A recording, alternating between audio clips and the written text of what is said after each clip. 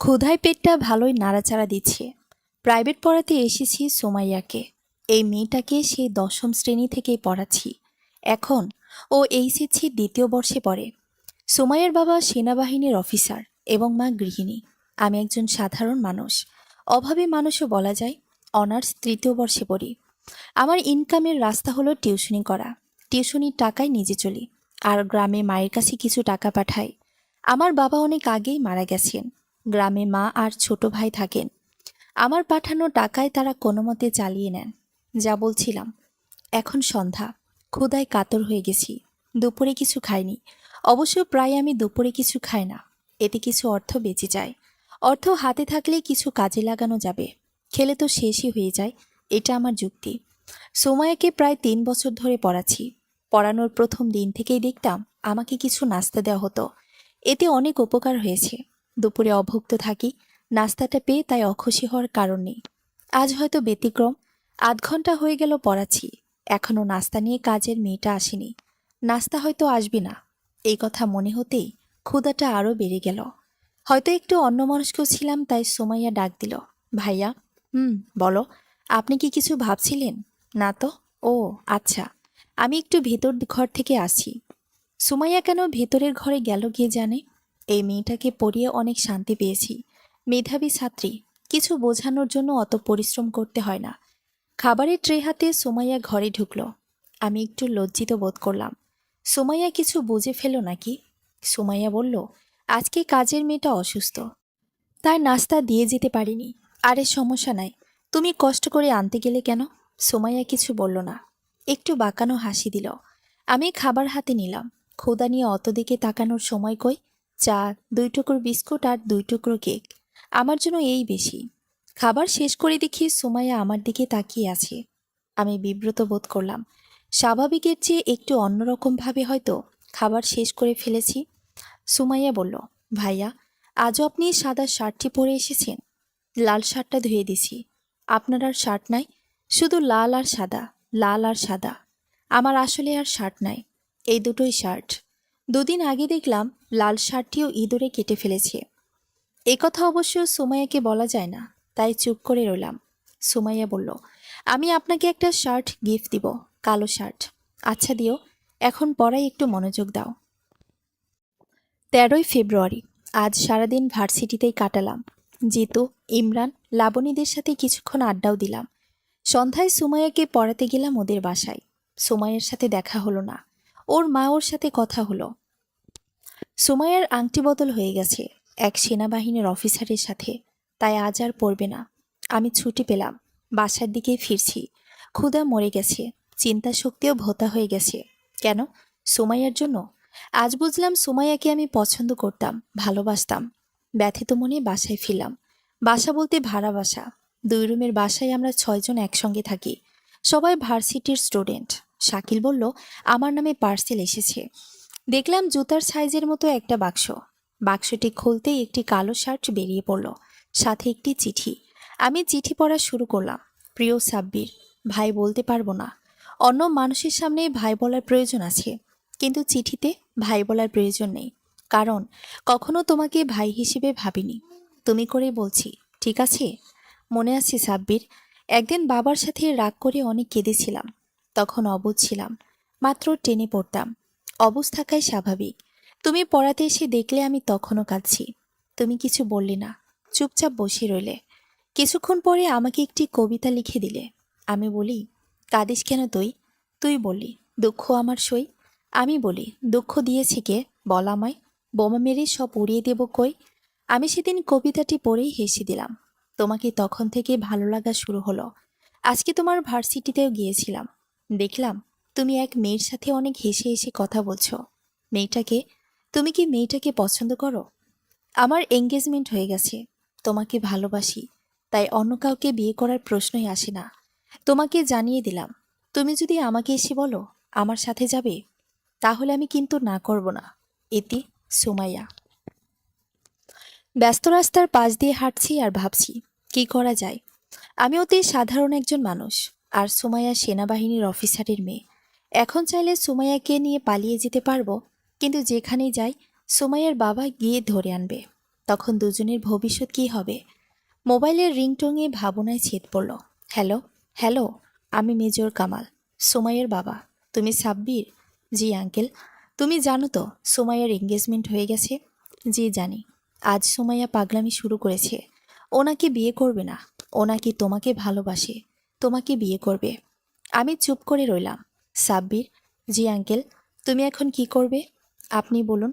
আপনি যা বলবেন তাই করব। ঠিক তো? জি। তোমার বাসায় আমি তোমার গ্রামের বাড়িতে যাওয়ার ট্রেনের টিকিট পাঠিয়ে দিয়েছি। কাল সকালে ঢাকা ছেড়ে যাবে। জি আচ্ছা। তোমাকে যেন আর ঢাকা শহরে না দেখি। রেল স্টেশনে বসে আছি ট্রেনের অপেক্ষায়। আজ সুমাইয়ের দেয়া কালো শার্টটা পরে এসেছি। সাথের বন্ধুদের কিছুই জানায়নি, জানলে ওরা মন খারাপ করবে। সময় কাটছে না, তাই একটা পত্রিকা কিনলাম। প্রথম পৃষ্ঠার লেখায় চোখ আটকে গেল। আজ বিশ্ব ভালোবাসা দিবস। বুক পকেটে সুমাইয়ের দেওয়া চিঠিটা ভাঁজ করে রাখা আছে। ছিঁড়ে ফেলতে ইচ্ছে হচ্ছিল, কিন্তু সে স্মৃতি হিসেবে রেখে দিলাম। 7-5 ভাবতে ভাবতে পেপারটি হাতে রেখেই ঘুমিয়ে পড়লাম। ঘুমের মধ্যে হয়তোবা নিঃশব্দে হু হু করে কেঁদে উঠলাম। কেউ দেখল না গরিবের কান্না। গরিবদের ভালোবাসতে নেই। হঠাৎ ট্রেনের হুইসেলে বাস্তবে ফিরে এলাম। নিজের অজান্তেই চোখের কোণে পানি জমে এসেছে। ট্রেনের যাত্রা শুরু। ট্রেনে উঠতে যাব, ঠিক তখনই হাতটা কোথায় যেন আটকা পড়ে গেল। হাত ছুটানোর জন্য পেছন ফিরে তাকাতে আমি অবাক হলাম, কারণ সুমাই আমার হাতটা শক্ত করে ধরে আছে। তুমি এখানে চলে যাচ্ছিলে আমাকে ছেড়ে? বাবা যখন তোমার সাথে ফোনে কথা বলছিল তখন আমি লুকিয়ে শুনছিলাম। যখন শুনলাম তুমি চলে যাবে তখন খুব কেঁদেছি। তাই তো ছুটে এলাম তোমার কাছে। কি হলো, চুপ করে আছো কেন? আর কালো শার্টটা পরে তোমাকে অনেক সুন্দর লাগছে। আমি তোমাকে ভালোবাসি সাব্বির, লাভ ইউ। দেখো সোমাইয়া, তোমার বিয়ে ঠিক হয়ে গেছে। তাছাড়া তোমার সাথে আমার যায় না। আমি গরিব ঘরের ছেলে, আমাদের ভালোবাসতে নেই। আমি বামুন হয়ে আকাশের চাঁদ ধরতে চাই না। তার চেয়ে ভালো হবে তুমি ফিরে যাও। নিচের দিকে তাকিয়ে এক মনে বলে ফেললাম কথাগুলো। আজ গরিব বলে বলতে পারিনি আমিও যে তোমাকে ভালোবাসি সুমাইয়া। হঠাৎ বুকের সাথে কিছু লেপ্টে যাওয়ায় বাস্তবে ফিরে এলাম। তাকিয়ে দেখি সুমাইয়া আমাকে জড়িয়ে ধরে আছে, আর কানের কাছে তার মুখটা এনে বলছে, আকাশে চাঁদ যদি নিজে থেকে তোমার হাতে এসে ধরা দেয় তাহলে কি তোমার কোনো আপত্তি আছে সাব্বির? একভাবেই কথাগুলো বলে যাচ্ছে সুমাইয়া, আর আমার ইচ্ছে হচ্ছে নিজের বাহু ধরে খুব শক্ত করে জড়িয়ে ধরি সুমাইয়াকে। কিন্তু ধরতে পারলাম না, কারণ সেই সামর্থ্যটা আমার নেই। আবারও ট্রেনের হুইসেলের শব্দে বাস্তবে ফিরে এলাম। ট্রেন চলছে তার নিজ গতিতে। সুমাইয়াকে ছাড়িয়ে নিয়ে তার দুই গালে কষে 2টা চড় মারলাম আর বললাম, আমি তোমাকে ভালোবাসি না সুমাইয়া। আমি তোমাকে ভালোবাসতে পারি না, কারণ আমি গরিব। চারদিক নিস্তব্ধ হয়ে গেল। সুমাইয়া কাঁদছে। তার চোখ থেকে বের হওয়া পানিগুলো এক ফোঁটা করে মাটিতে পড়ছে, আর মাটি সেটা শুষে নিচ্ছে। আর সেই মুহূর্তে আমার মনে হচ্ছে আমার কলিজাটা কেউ যেন হাতুড়ি দিয়ে আঘাত করে টুকরো টুকরো করে দিচ্ছে। চোখের কাজল তার গালে লেপ্টে লেগে আছে। খুব ইচ্ছে করছে তার গাল বেয়ে পড়া পানি মুছে দিতে, কিন্তু আমি পারিনি। মুছে দিতে পারিনি আমি গরিব বলে। তখন খুব চিৎকার করে বলতে ইচ্ছে হচ্ছিল, গরিবরা কি ভালোবাসতে পারে না? গরিবদের কি ভালোবাসার অধিকার নেই? সেই চিৎকার কেউ কখনো শোনেনি, আর শুনতেও পারবে না। হঠাৎ নীরবতা ভেঙে সুমাইয়া বলে উঠল, সাব্বির, তুমি আমাকে মারলে। এ সাব্বির, তুমি আমাকে আরও মারো, তবুও প্লিজ আমাকে ছেড়ে যেও না। আমি যে তোমাকে ছাড়া বাঁচব না। প্লিজ সাব্বির, আমাকে ছেড়ে যেও না। আমি তার কোনো কথা শুনলাম না, বুঝলাম না তার ভালোবাসার আর্তনাদের কান্না। তুমি এখান থেকে চলে যাও সুমাইয়া, আমি যে আর পারছি না। প্লিজ তুমি এখান থেকে চলে যাও, আমাকে একটু একা থাকতে দাও। সুমাইয়া চলে যাচ্ছে। যাওয়ার আগে শুধু একটা কথাই বলে গেল, আমি চলে যাচ্ছি সাব্বির। আর যাওয়ার আগে আমার একটা কথা ভালো করে শুনে নাও, বিয়ে যদি করি তাহলে আমি তোমাকেই করব। আর তোমাকে না পেলে আমি বাঁচব না, আমি মরে যাব। ভালো থেকো সাব্বির। সুমাইয়া চলে যাচ্ছে আর বারবার আমার দিকে ফিরে তাকাচ্ছে। হয়তো সে ভেবেছে আমি তাকে পেছন থেকে আটকাবো। আর আমার মন বলে যাচ্ছে, প্লিজ যেও না, থাকো না আর কিছুটা সময় আমার সাথে। কিন্তু আমি মুখ ফুটে বলতে পারিনি, আটকাতে পারিনি তাকে। ওর চলে যাওয়ার দিকে পলক্ষীনভাবে তাকিয়ে আছি আমি। সে চলে গেল। আর আমি গ্রামের বাড়ি চলে যেতে পারলাম না চলে যেতে সুমাইয়াকে ছেড়ে। ম্যাচের উদ্দেশ্যে রওনা দিলাম। রাস্তা দিয়ে হাঁটছি আর ভাবছি, কি সুন্দর একটা মেয়ে, মায়াবী তার মুখ, হরিণীর মতো তার চোখ, যে কেউ দেখলেই তার প্রেমে পড়ে যাবে, যেমন আমিও পড়েছিলাম প্রথম দিনই তার প্রেমে। বাড়ির সামনে দাঁড়িয়ে কলিং বেল বাজাচ্ছি। বেশ কয়েকবার বাজালাম, তবুও কেউ দরজা খুলছে না। আরেকবার বাজানোর জন্য হাত বাড়াতেই ভেতর থেকে দরজা খুলে গেল, আর ভেতরে একজন ভদ্র মহিলা দেখা যাচ্ছে। আর আমি মহিলাটির উদ্দেশ্যে বললাম, আন্টি, আপনি কি মেজর কামাল আঙ্কেলের স্ত্রী? হ্যাঁ। কিন্তু তুমি কে বাবা? তোমাকে তো ঠিক চিনলাম না। আন্টি, আমি সাব্বির। আঙ্কেল আমাকে পাঠিয়েছে আপনার মেয়ে সুমাইয়াকে পড়ানোর জন্য। ও, তুমি তাহলে সাব্বির? তোমার সম্পর্কে সব বলেছি আমাকে তোমার আঙ্কেল। দাঁড়িয়ে আছো কেন? ভেতরে এসো বাবা। আন্টিকে অনুসরণ করে ভেতরে গেলাম। কি সুন্দর করে সাজানো বাড়িটা, যেন দেখেই পরাণ জড়িয়ে যায়। এখানে বসো বাবা। জি আন্টি। আচ্ছা সাব্বির, তোমার বাবা কি করে? আমার বাবা নেই, আমার বাবা মারা গেছেন। ও সরি সাব্বির, আসলে বুঝতে পারিনি। ঠিক আছে আন্টি, সমস্যা নেই। এরই মাঝে কাজের মেয়েটা নাস্তা নিয়ে চলে এলো। প্রথমত খেতে চাইনি, তবুও পরে আন্টির অনুরোধে আর পেটের খিদায় খেয়ে নিলাম। কাজের মেয়েটির উদ্দেশ্যে আন্টি বলল, মা রুবিনা। জি আপা। যা তো, সোমাইয়াকে ডেকে নিয়ে আয়। ঠিক আছে আপা, যাচ্ছি। কাজের মেয়েটি চলে গেল সোমাইয়াকে ডাকতে। কিছুক্ষণ পর সোমাইয়া এলো। আম্মু, আম্মু, তুমি আমাকে ডাকলে? এই যে সামনে যে ছেলেটা বসে আছে, সে কাল থেকে তোমাকে পড়াবে। পড়বে তুমি তার কাছে? সুমাইয়া আমার দিকে তাকালো, আর আমি আগে থেকেই তাকিয়ে আছি তার দিকে। কি সুন্দর চোখ, চোখের উপর হালকা করে কাজল লাগানো, আরো সুন্দর লাগছে তাকে। সুমাইয়া ঠোঁট বাঁকিয়ে ছোট্ট একটা হাসি দিল, আর মাথা নাড়িয়ে জানিয়ে দিল সে পড়বে আমার কাছে। আর সেই বাঁকা ঠোঁটের হাসিতেই প্রথম প্রেমে পড়েছিলাম আমি। হঠাৎ পায়ের সাথে কিছু স্পর্শ হওয়ায় সকল ভাবনার ছেদ ঘটল। নিচের দিকে তাকিয়ে দেখি একটি ৮ বছরের ছেলে আমার পাটা জড়িয়ে ধরে আছে। ছেলেটি আমাকে বলল, ভাইয়া 2 টাকা দেবেন? কালকে থেকে কিছুই খাইনি, খুব খিদে পেয়েছে। ছেলেটার কথা বুকে গিয়ে বাঁধল। খুব কষ্ট পেলাম তার কথায়। পাটা ছাড়িয়ে তাকে দাঁড় করালাম, আর পকেট থেকে 10 টাকার একটা নোট বের করে এগিয়ে দিলাম। ছেলেটা টাকাটা পেয়ে দৌড়ে একটা দোকানের দিকে চলে গেল। তার যাওয়া দেখে আমি একটু হাসলাম, আর ভাবলাম পৃথিবীর মানুষ কতই না অসহায়। প্রায় 2 ঘন্টা হাঁটার পর আমি ম্যাচে ফিরে এলাম। ম্যাচের গেটের সামনেই বন্ধু রাকিবের সাথে দেখা হয়ে গেল। আর রাকিব বলল, কি রে সাব্বির, তুই কোথায় গেছিলি? আমরা কত টেনশন করতেছিলাম তুই কি জানিস? আর তোর চোখগুলো এত ফুলা ফুলা করছে কেন? কি রে, চুপ করে আছিস কেন? কোনো কথা না বলেই রাকিবকে জড়িয়ে ধরেই কেঁদে দিলাম। কি রে, কি হয়েছে তোর, আমাকে বল। তুই কাঁদছিস কেন? কোনো কিছু না বলেই রুমে ঢুকেই দরজা লাগিয়ে দিলাম। প্রায় 3 ঘন্টা পর দরজা খুলে বাইরে এলাম। সবাই আমার জন্য বসে বসে অপেক্ষা করছে। কি রে, কি হয়েছে তোর? তুই তো আগে এমন ছিলি না। আমি সব কথা সবাইকে খুলে বললাম। সবাই আমাকে সান্ত্বনা দিয়ে বলল, চিন্তা করিস না, সব ঠিক হয়ে যাবে। আর তুই যত তাড়াতাড়ি পারিস সুমাইয়াকে ভুলে যা। এতক্ষণে রাত 10টা বেজে গেছে। সবাই যে যার মতো ঘুমাতে চলে গেল। আমি একাই বসে আছি, ঘুম আসছে না আমার। আর ভাবছি কিভাবে ভুলবো তাকে। না, আমি ভুলতে পারবো না সুমাইয়াকে, আমি যে তাকে ভালোবাসি। হঠাৎ ফোনটা বেজে ওঠায় চমকে উঠলাম। সেদিকে একটা অচেনা নাম্বার ভাসছে। ফোনটা রিসিভ করতে ওপাশ থেকে খুব চেনা, খুব পরিচিত একটা কণ্ঠ ভেসে আসলো। হ্যালো সাব্বির, আমি সুমাইয়া। বলো। দেখো সাব্বির, কালকে আমার বিয়ে, তাই যা বলছি তা ভালো করে শোনো। আচ্ছা বলো, কাল আমার বিয়ে, আর আমি যদি তোমাকে না পাই তাহলে কেউ আমাকে পাবে না, শুধু এই কথাটা মনে রেখো। টুট টুট টুট। ফোনটা কেটে গেল। কথাটা শুনেই যেন আমার মাথার উপর আকাশ ভেঙে পড়ল। সাথে সাথে আবার সেই নম্বরে ফোন দিলাম। হ্যালো, আপনি যে নাম্বারে কল করেছেন তা এই মুহূর্তে বন্ধ আছে, কিছুক্ষণ পর আবার কল করুন, ধন্যবাদ। এভাবে প্রায় 16 থেকে 17 বার কল দিলাম, তবুও ফোন বন্ধ বলছে। কি করব এখন আমি কিছুই ভেবে পাচ্ছি না। রাতের আধারে একা একাই বসে আছি।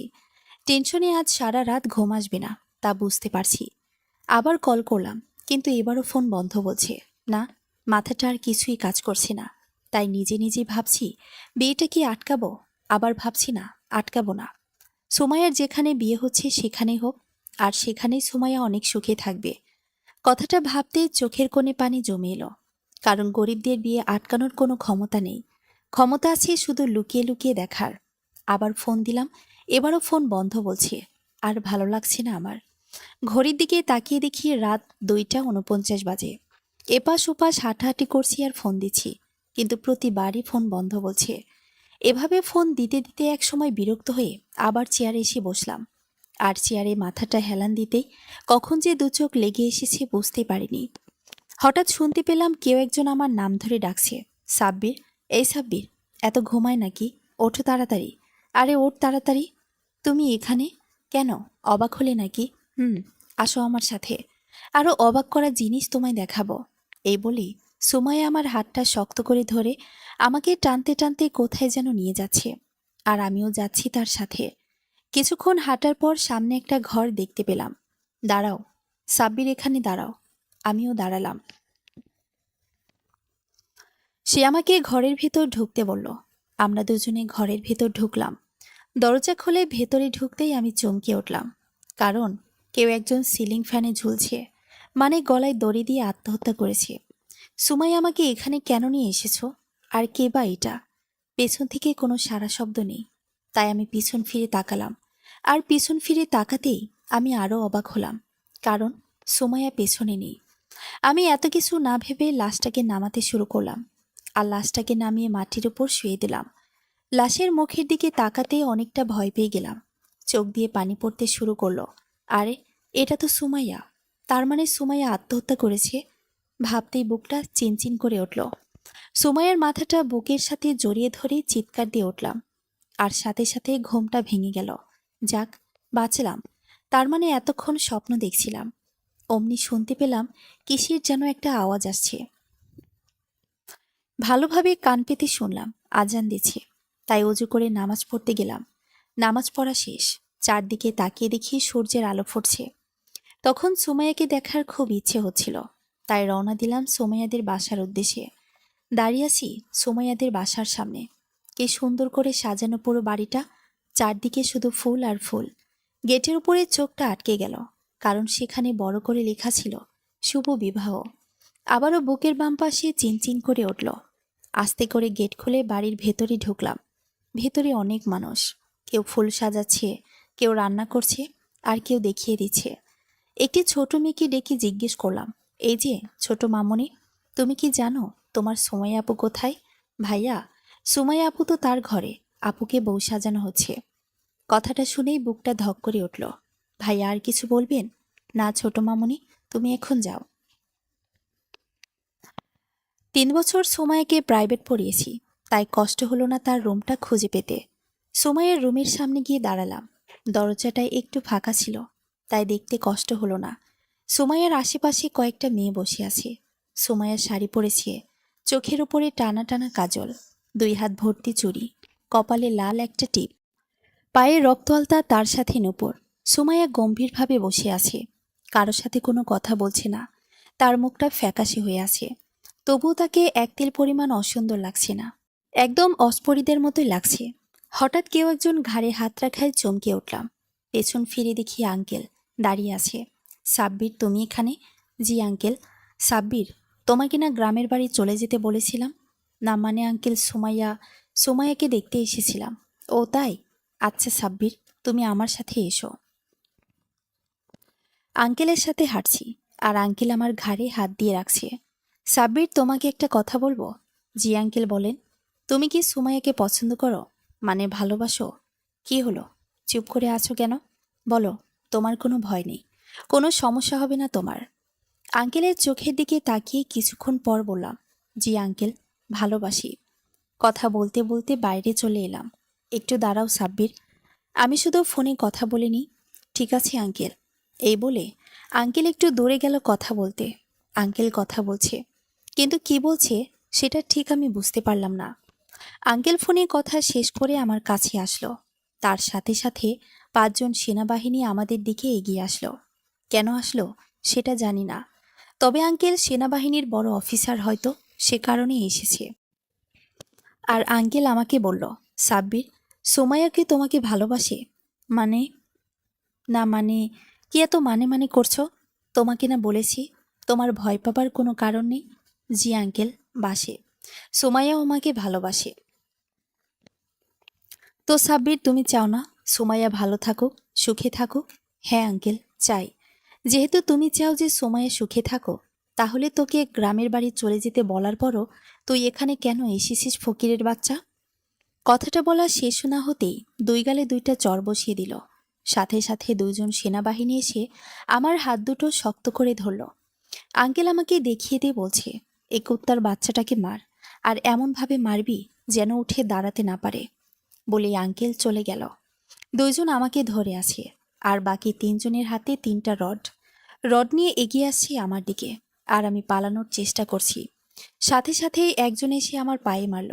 এত জোরে মারল যে আমি আর দাঁড়িয়ে থাকতে পারলাম না। পড়ে গেলাম নিচে। দুই হাঁটু দিয়ে দাঁড়িয়ে আছি, আর ভাবছি এর কিছুই হয়তো সোমাইয়া জানে না, আর জানতেও পারবে না। তার আমাকে মারছে, খুব মারছে। আমার চোখ দিয়ে পানি পড়তে লাগলো।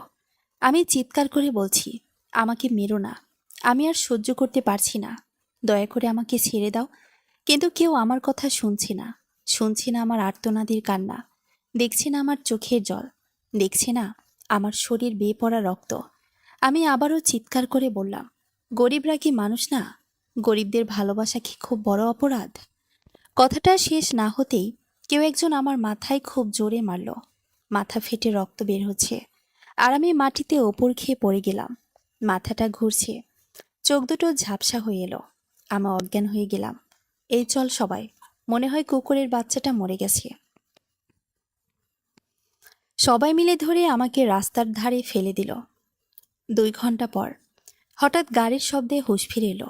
ঠোঁট ফেটে গেছে, নাক দিয়ে তখনও রক্ত পড়ছে, মাথাটা বেশ ব্যথা করছে। উঠে দাঁড়ানোর চেষ্টা করলাম, কিন্তু পারছি না। তারপরও অনেক কষ্টে উঠে দাঁড়ালাম। হাঁটতে খুব কষ্ট হচ্ছে, পাটা মাটিতে ফেলতে পারছি না। তবুও আস্তে আস্তে করে হেঁটে নিরাপদ জায়গায় গিয়ে দাঁড়ালাম। পকেট থেকে ফোনটা বের করে দেখি বেশ কিছু জায়গায় ভেঙে গেছে, ফেটে গেছে ডিসপ্লে। ফোনটাতে রক্তের দাগ লেগে আছে। ফোনটা পকেটে রাখলাম। হাতের দিকে তাকাতে দেখি ঘড়িটা ভেঙে গেছে। খুব শখের একটা ঘড়ি, অবশ্য ঘড়িটাও সোমাইয়া দিয়েছিল। মনে পড়ে গেল অতীতের কথা। উফ, আজকে খুব দেরি হয়ে গেল, তাই তাড়াতাড়ি করে সোমাইয়াদের বাসায় চলে এলাম। এই যে মিস্টার সাব্বির, আজকে এত দেরি কেন? না মানে, ঘড়ি নেই তো, বুঝতে পারিনি কয়টা বাজে, তাই আর কি একটু দেরি হয়ে গেল। কি, আপনার ঘড়ি নেই? হুম, নেই। বসেন, আমি একটু আসছি। এ বলে সোমাইয়া কোথায় যেন গেল। কিছুক্ষণ পর আবার এলো। এই যে মিস্টার সাব্বির, ধরেন, এটা আপনার জন্য। তাকিয়ে দেখি ঘড়ি। না না, লাগবে না, এমনি ঠিক আছে। লাগবে না বলেই হলো। এ বলে সুমাইয়া নিজে থেকেই ঘড়িটা আমার হাতে পরিয়ে দিয়ে বলল, বাহ, কি সুন্দর লাগছে আপনাকে। হঠাৎ কারো চিৎকার শুনে ভাবনার ছেদ ঘটল। আর তখন চেঁচামেচি শুরু হয়ে গেছে, বর এসেছে, বর এসেছে, এই শব্দে। বুকের বাঁ পাশে চিনচিন করে উঠল। তাকিয়ে দেখি কয়েকটা গাড়ি সোমাইয়াদের বাসার সামনে দাঁড়ালো। বরসহ বেশ কয়েকজন মানুষ সোমাইয়াদের বাড়ির ভেতরে ঢুকল। আমি বাইরে দাঁড়িয়ে আছি, মাথাটা খুব ব্যথা করছে, পাটা মাটিতে ফেলতে পারছি না। বেশ কয়েক জায়গা থেকে এখনো রক্ত পড়ছে। অতীতের কথাগুলো মনে পড়ায় চোখ বেয়ে পানি পড়ছে। কষ্ট হচ্ছে, আজ আমার অনেক কষ্ট হচ্ছে। বুকের বাম পাশের চিনচিন অনুভূতিটা বেড়েই চলেছে। মনে পড়ে গেল সোমাইয়ের দেওয়া চিঠিটার কথা। বুক পকেট থেকে চিঠিটা বের করলাম। কয়েক জায়গায় ছিঁড়ে গেছে, রক্ত লেগে আছে, বলতে গেলে পুরো চিঠিটা লাল হয়ে গেছে। খুব